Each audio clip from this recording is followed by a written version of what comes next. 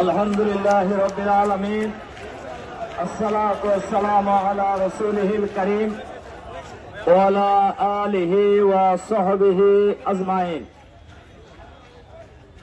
আজকের এই বিক্ষোভ মিছিল শেষের সমাবেশের জনাব সভাপতি, সিলেট মহানগরী জামাতের সংগ্রামী আমির, সংগ্রামী জননেতা জনাব ফখরুল ইসলাম নেতৃবৃন্দ, সাংবাদিক বন্ধুগণ, এই অঞ্চলের সংগ্রামী ভাই সব, আসসালামু আলাইকুম ওয়া রাহমাতুল্লাহি ওয়া বারাকাতুহু।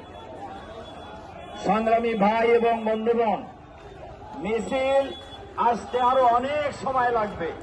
আলহামদুলিল্লাহ, আজকে সারা বাংলাদেশে আমাদের নেতা, বাংলাদেশ জামাত ইসলামীর তৎকালীন ভারপ্রাপ্ত সেক্রেটারি জেনারেল এটিএম আজহারুল ইসলামের মুক্তির দাবিতে বাংলাদেশের সর্বত্রই আজ বিক্ষোভে ফেটে পড়েছে বাংলাদেশের সর্বস্তরের মানুষ। আজকে তারই অংশ হিসাবে সিলেট মহানগরী আজ সাধারণ ছাত্র জনতার মিছিলের নগরীতে পরিণত হয়েছে। স্লোগান একটাই, দাবি একটাই, এটিএম আজহারুল ইসলামকে এই মুহূর্তে মুক্তি দিতে হবে। এর কোনো বিকল্প নেই।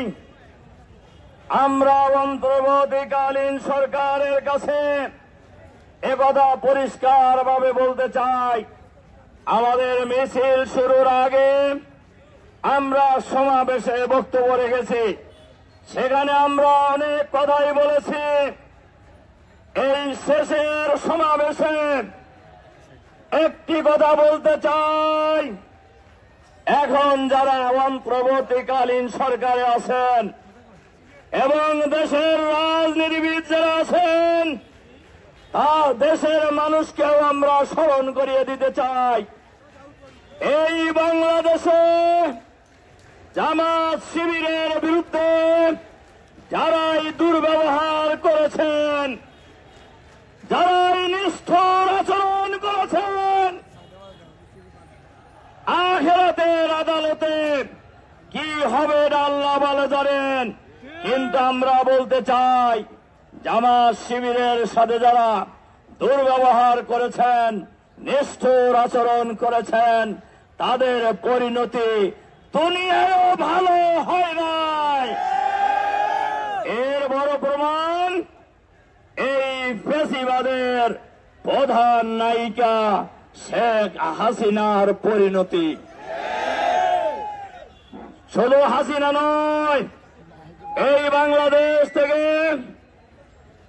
ছাত্র জনতার আন্দোলনের মুখে পালিয়ে গেছেন শেখ হাসিনা, পালিয়ে গেছেন মন্ত্রীরা, পালিয়ে গেছেন এমপিরা, পালিয়ে গেছেন ফ্যাসিবাদের দোসররা।